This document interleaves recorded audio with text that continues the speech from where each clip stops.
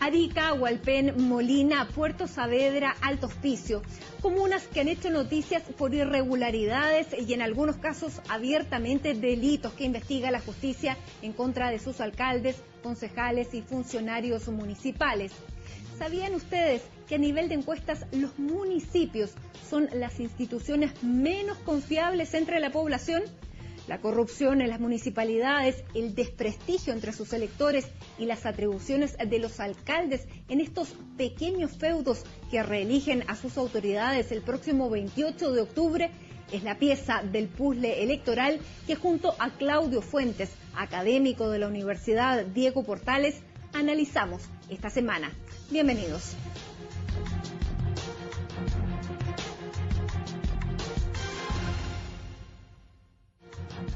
Hola Claudio, ¿cómo estás? Hola. 10º programa ya de puzzle electoral. Faltan casi 3 meses para que más de 13 millones de electores elijan a las autoridades de los 345 municipios que van a regir los destinos de cada una de las comunas de nuestro país, y nos encontramos precisamente con que la institución en que la gente menos confía es paradójicamente los municipios. Así es, y de hecho Daniela Sierra salió a la calle a preguntarle a la gente si efectivamente tenía una percepción de confianza hacia la institución del Estado que está más cercana a la gente, y yo creo que ese es el punto que Daniela investigó.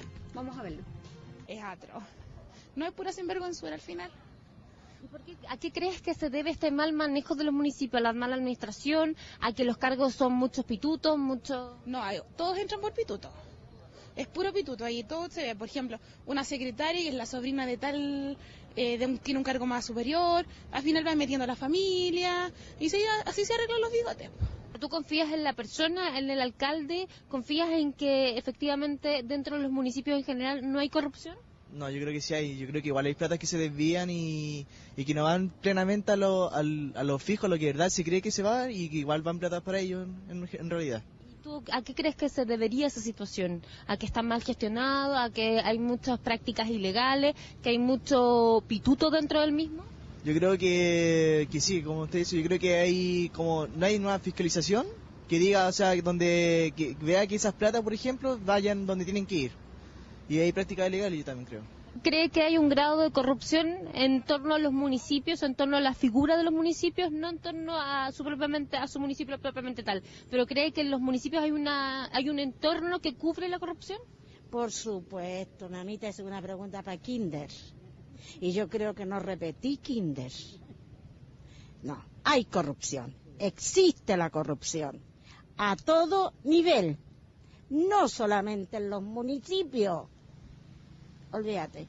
Como que se apoderó la corrupción en estos últimos años de nuestro querido país. Bueno, es lo que estábamos viendo, la gente, es claro, no tiene confianza en el alcalde, no tiene confianza en los concejales que deberían un poco fiscalizar la labor del alcalde, y veamos qué fue lo que investigó la Universidad Diego Portales, porque ustedes hicieron un estudio particularmente sobre este punto. Así es, mira, cuando se le pregunta a la gente si confía en distintas instituciones, esta es la confianza en los municipios, esto es desde el 2005 al 2011, y lo que vemos acá es que en general la confianza social en el municipio ha tendido a ser, la gente que responde, yo confío poco o nada en los municipios. El 62%, casi el 63%, confía poco o nada en su municipio. Y vemos que en el 2008 y en el 2011, que son años en donde comienza el debate asociado a las elecciones, aumenta la desconfianza en el municipio. En general, siempre hay una asociación entre año electoral y empiezan a aflorar, puede ser por la competencia misma electoral, este tipo de debate sobre corrupción en el municipio. La otra característica que hay es que mientras mayor es el nivel socioeconómico, mayor confianza. Veamos la siguiente gráfica. Claro, es decir, cuando tú tienes acá los sectores altos, confían más, niveles de poca confianza, de desconfianza, los niveles socioeconómicos medios y bajos tienden a tener una desconfianza mayor en el municipio, cerca del 65%, mientras el estrato socioeconómico alto tiende a tener una mejor confianza, y eso puede producirse porque el servicio que da en los sectores altos de la población el municipio es mucho mejor. Y adicionalmente, la otra variable importante, que es lo que vemos con rojo acá, tiene que ver con la posición política. En general, los sectores de izquierda extraparlamentaria del Juntos Podemos y los que no se identifican con ningún partido, el partido de los ninguno, tienden a desconfiar mucho más de los municipios. En el año 2009 lo que hicimos fue preguntarle, bueno, ¿a quién resulta más fácil sobornar? Y le pusimos a la gente una lista de alternativas.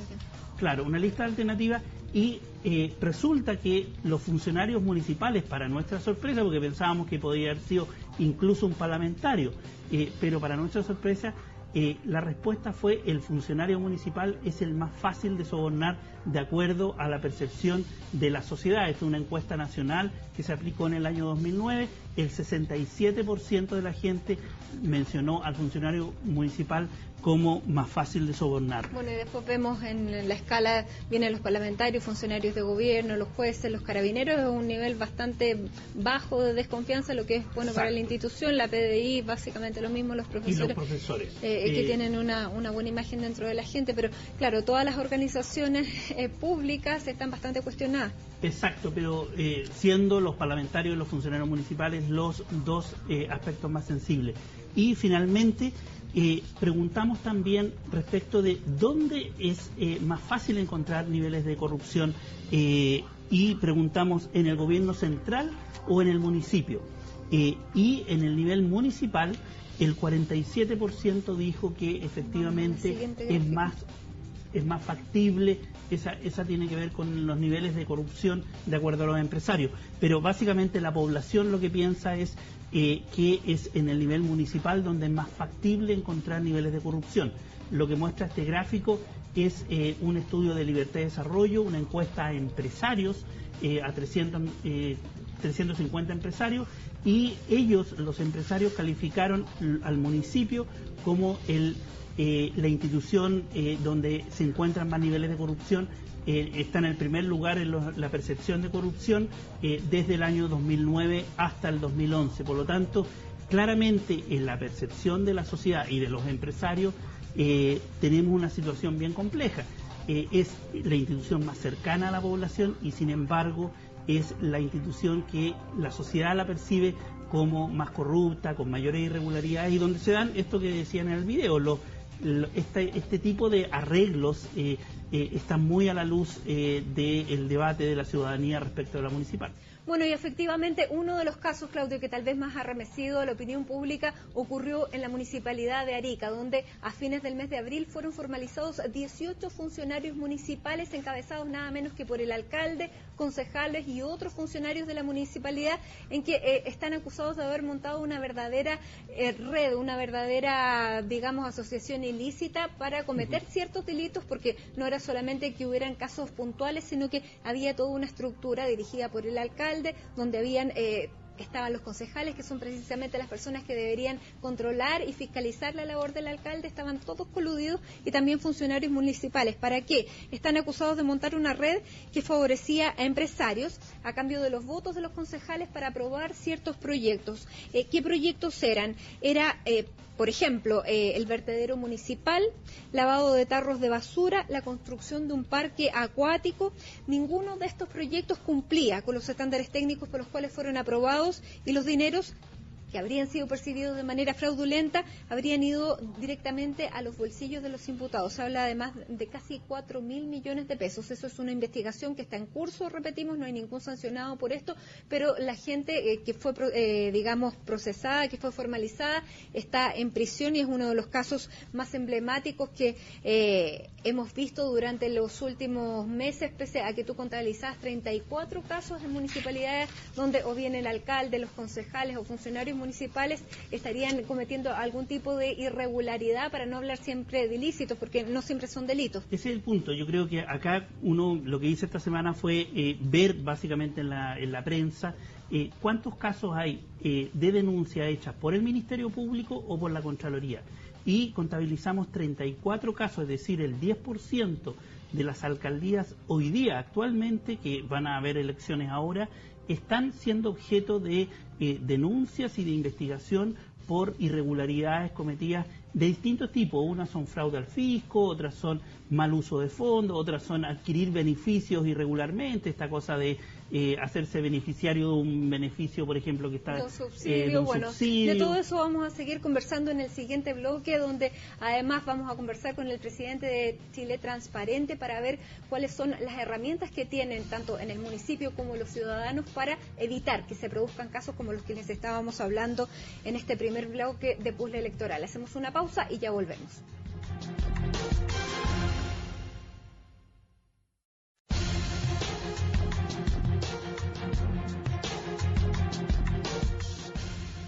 Esto es Puzzle Electoral y junto a Claudio Fuentes esta semana estamos analizando la corrupción, los ilícitos dentro de los municipios a 3 meses de las elecciones municipales. Y precisamente para conversar sobre este tema hemos invitado esta semana a Gonzalo Delabó, ¿lo digo bien? Muy bien. Presidente de Chile Transparente, que nos va a acompañar para analizar precisamente esta situación. Un 10% de los municipios estarían sujetos a algún tipo de interrogante en términos de lo que es la transparencia. Estamos a pocos meses de las elecciones y uno dice, ¿por qué la gente tendría que ir a votar? Gracias, Matilde, gracias a Claudio por la invitación. Sí, la verdad que después de ver los resultados del estudio de la Universidad Diego Portales, es preocupante la situación. Es preocupante, y usted se hacía la pregunta, pero la gente, ¿por quién va a votar? Si son la gente que se ha estado eligiendo o reeligiendo. Por otro lado, creo que también es positivo que estén apareciendo casos. A veces nos preocupamos, ¿qué está pasando? Pero a veces es bueno que voy a decir una palabra fuerte, pero la mugre salga y se limpie. O la herida, para poder sanarla, hay que limpiarla. Bueno, creo que hoy día la gente está atreviéndose a denunciar más, está atreviéndose a investigar más, a preguntar más, y vamos a ver más casos, porque todos hemos escuchado, no de ahora, sino que por años, que los municipios especialmente son una fuente de corrupción importante. ¿Y cuáles son los actos de corrupción más probables, más factibles que ocurren en un municipio? Yo creo que ustedes mencionaron y estamos viendo los casos quizás más típicos. Uno es la forma en que se resuelven licitaciones, la forma en que se compran, adquieren bienes, primero. Segundo, cómo se llenan los cargos en una municipalidad. Tercero, los beneficios municipales, cómo se distribuyen, cómo se postulan. Tercero o cuarto ya, el uso de los recursos en la cual la fiscalización es bastante escasa.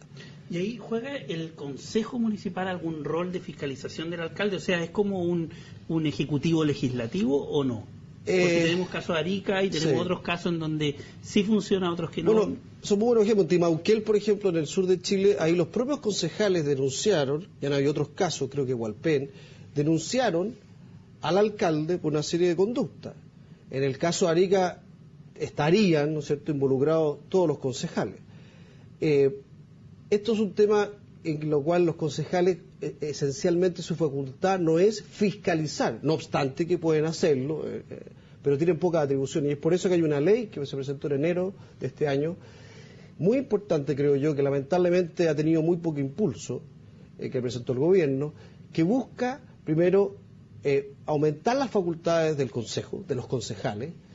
También resuelve este problema que hubo en la Florida, ¿no es cierto?, de qué pasa cuando un alcalde, hay sucesión, también lo resuelve, puede ser mejor o peor el mecanismo, pero lo resuelve. También le da más facultad a la Contraloría, la Contraloría tiene facultades, pero resulta que por una deficiencia de la ley orgánica municipal, de municipalidades, denunciaba una serie de hechos y después ahí quedaba el alcalde, nadie, salvo que hubiera un delito, nadie lo castigaba, nadie lo sancionaba. Hoy día sí, el Consejo, o bien en caso, incluso el proyecto de ley. El proyecto de ley, exactamente. Ya. Apunta también, ¿no es cierto?, a aumentar la transparencia en la gestión. Hoy día tenemos normas aplicables a los municipios en cuanto a la transparencia activa, ¿no es cierto? No obstante, el Consejo de la Transparencia en abril pasado hizo un estudio, lo publicó, y los grados de cumplimiento de transparencia activa son bajísimos, tenemos un 30%. ¿Y eso qué significa la transparencia activa? Que, como decía la Ley Orgánica de Municipalidades del 2008, que publiquen en sus páginas web, que tengan primero una página web donde especifiquen cuáles son los roles, cuáles son los cargos, en qué se gastan los dineros, cómo se hacen las licitaciones. Eso es lo que deberían hacer. Exactamente. Ahora, las páginas deben tener hay un contenido mínimo de información que deben tener, de eso el 30% cumple, 30%. Aquí uno ve, si uno ve el estudio del Consejo de Transparencia, que no importa ser municipalidad rica o pobre, hay municipalidades ricas que no llegan al 40 y pobres que llegan al 90. Hay un tema de voluntad política. Pero, por ejemplo, en el caso de Arica, ellos cumplían perfectamente. Exactamente, porque esta es la transparencia activa. Lo que apunta el proyecto es a la transparencia ya en la gestión. La activa, sin duda, es el primer paso para que los ciudadanos puedan informarse, para que los ciudadanos puedan presentar reclamos, para que puedan...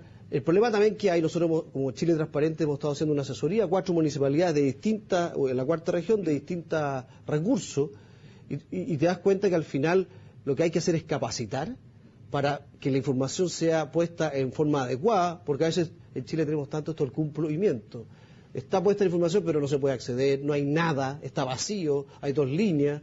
Entonces, también, y estamos trabajando con las Express tratando de que se uniformen las páginas de las municipalidades en lo que se refiere a la transparencia activa. Pero esto es de gestión, lo que falta hoy día, el segundo paso es la gestión, transparencia en la gestión. Y se supone que está asociado a los recursos que maneja el municipio. ¿Dónde están los nudos? Porque uno habla siempre de la basura, de los subsidios escolares. ¿Dónde están los nudos centrales de la gestión financiera que podría ser objeto de irregularidades, corrupción, etcétera? Mire, Claudio, ahí uno se lleva sorpresa. En el proyecto de ley, en este mensaje, el propio proyecto reconoce que de las 345 municipalidades, 81 tiene un director de control, 81. Alguien que está controlando en qué se gastan y cómo se gastan los recursos. 115 tiene un director de finanzas, de 345 hay 115 que tiene un director de finanzas. Bueno, claro. ¿Tú me dices problema de recursos? Sí, a lo mejor yo no voy a contratar una municipalidad de Lago Verde, cerca, ¿no es cierto?, ahí en la Junta, a un ingeniero comercial, pero puedo contratar un contador, a alguien que me pueda hacer las finanzas y alguien que lo controle. El primer problema que tenemos en Chile, y esto en todo, es que tenemos leyes, pero no las hacemos cumplir. Y no velamos porque se cumplan, ni hacemos revisión a ver si se cumplen.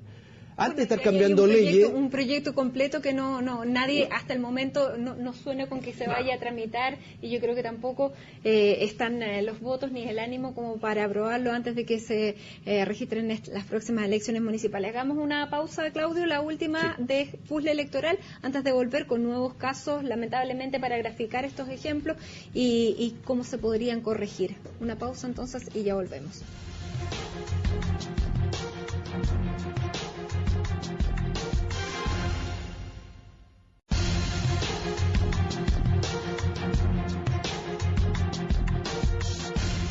Esto es Puzzle Electoral, estamos analizando la corrupción, los ilícitos o los actos que son materia de ir a tribunales, lo que son simples irregularidades y cómo va a afectar entonces en las votaciones de las próximas elecciones municipales. Estamos con Gonzalo de la Voz, presidente de Chile Transparente. Y bueno, aquí en esta gráfica que tenemos son las situaciones de corrupción experimentada en el 2011 en los municipios.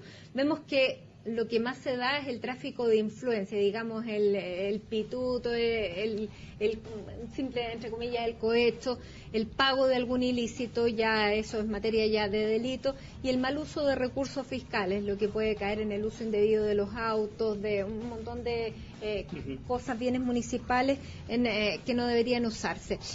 Pero también hay otras situaciones que hemos visto durante estos meses que no llegan a ser delitos, pero sí caen en irregularidades, como fue el caso de Molina. La alcaldesa Mirta asegura que accedió a un subsidio habitacional, ella tenía 9.944 puntos en su ficha de protección social. Efectivamente, probablemente mintió sin mentir, dijo yo tenía recursos por menos mientras recibía otro sueldo, accedió a un subsidio habitacional pese a que ella recibía de sueldo 3,5 millones de pesos. Y eso no es un delito, cae en un ilícito, ella renunció a este beneficio y probablemente quede en nada. ¿Tiene alguna sanción? No tiene una sanción, además que renunció al beneficio, pero yo diría un tema un poquito más atrás, que lo que tú decías, esto, mintió sin mentir. Uno miente o no miente, no hay mentiras piadosas, pueden ser más importantes o menos importantes. En Chile vivimos tanto del cumplimiento. Esto es un cumplimiento, lo hemos visto en este caso, lo hemos visto en Alto Hospicio, lo hemos visto en otros casos. Gente que además estamos hablando de beneficios sociales, estamos hablando de aumentar impuestos, pero por otro lado, el gran tema que tantos economistas dicen, yo creo con cierta razón, es en qué se gastan los recursos, cómo se gastan los recursos. Y obviamente si cada uno de nosotros miente para obtener un beneficio, eso es una causa de falta de transparencia y corrupción muy importante. En Chile, lo comentábamos hace un rato, en Chile la percepción de la corrupción es baja, estamos con buenos índices, pero tenemos tanta de esta pequeña corrupción. ¿Cómo se resuelve? Primero, bueno, sin duda alguna, el tema famoso de la educación. Yo creo que se ha perdido un poco esta educación cívica, de que la palabra empeñada, de la sinceridad. En Chile no es posible comprar diarios en la calle con una moneda porque la gente se los roba. Tenemos nosotros en Chile Transparente, ustedes se conocen, el famoso diccionario del corrupto. Hicimos una encuesta y la gente nos entregó por internet más de 1000 conceptos que se usan en la vida diaria, que al final son manifestaciones de corrupción y de falta de transparencia. O sea, hay un cambio cultural necesario, pero también hay cambios, supongo yo, institucionales, como lo que tú señalabas de hacer que exista un funcionario encargado de control en cada uno de los municipios, cosas así. Por ejemplo, el tráfico de influencia. Este proyecto contempla que el Servicio Civil, junto con el Consejo, tengan un proceso de selección de la gente. Ya no va a ser el primo, el tío, la tía y otras relaciones más de menor o menor incestuosidad, digamos, ¿no? Pero eso tiene que cambiar. ¿Y sanciones efectivas? Y sanciones efectivas, lo que veíamos nosotros, la Contraloría pesquisa una serie de casos, pero no se sanciona, salvo que el Consejo se ponga de acuerdo, salvo que sea un delito, el Ministerio Público lo acuse. En esto tenemos, el municipio, todos sabemos, es la entidad de gobierno más cercana a la gente. Por lo tanto, por un lado, yo quisiera animar a que use la transparencia activa. Por muy escasa que esté, ocúpenla. La gente se está dividiendo y por eso estamos teniendo más casos. Pero por otro lado, también tiene que ocupar y tratar de velar por la gestión. Y en eso, vienen las elecciones, que es el tema, ¿no es cierto?, que nos preocupa. Bueno, ejerza, vaya y vote. Y vote por aquellos que usted cree que son más probos. Y exíjale después el cumplimiento de eso. Si en la campaña han prometido cosas, bueno, que las cumpla. Hoy día, sin duda, la ciudadanía ha cambiado. Pero tenemos que cambiar, no solamente va a marchar las calles y lamentablemente a romper, yo creo que para exigir personalmente a esa persona. ¿Y esa ley permite que los ciudadanos puedan ejercer precisamente esa labor fiscalizadora? De hecho, mejora la transparencia activa, mejora la transparencia en lo que es la gestión. Entrega herramientas en la gestión. Hay control y usted puede exigirlo. Y eso es muy importante. Claudio, ¿tú crees que efectivamente la gente va a ir a votar por el menos corrupto o esto va a desincentivar la votación? Bueno, yo creo que hay dos visiones. Uno, efectivamente, si tú tienes una buena campaña social, ciudadana, asociada a mayor transparencia, etcétera, efectivamente la gente va a ir. El problema es el desconocimiento. Muchas veces la gente va sin conocer quiénes son los concejales, vota por su afiliación política más que por el nombre, que es lo que ha hecho. Y lo otro es que también existe en la sociedad, una sociedad menos política, esta idea de que, bueno, es corrupto pero hace las cosas. Entonces esta percepción de que son todos iguales y por lo menos corrupto pero me da beneficios, esa percepción también existe.